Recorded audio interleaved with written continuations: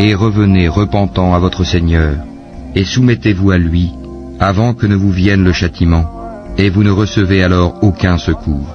Et suivez la meilleure révélation qui vous est descendue de la part de votre Seigneur, avant que le châtiment ne vous vienne soudain, sans que vous ne le pressentiez.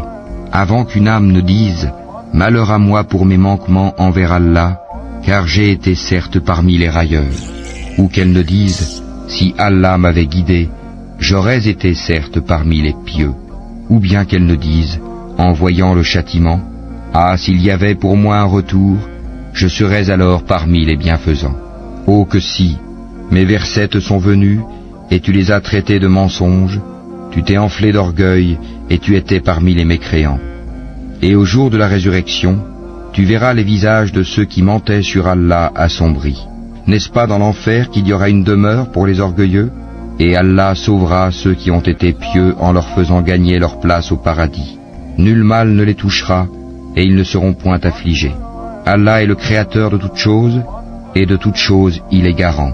Il détient les clés des cieux et de la terre, et ceux qui ne croient pas au verset d'Allah, ce sont ceux-là les perdants. Dis, me commanderez-vous d'adorer autre qu'Allah, ô ignorant?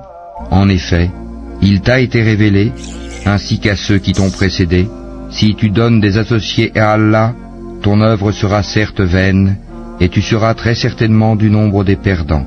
Tout au contraire, adore Allah seul, et sois du nombre des reconnaissants.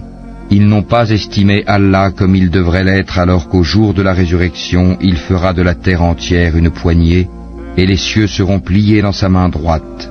Gloire à lui, il est au-dessus de ce qui lui associe. Et on soufflera dans la trompe.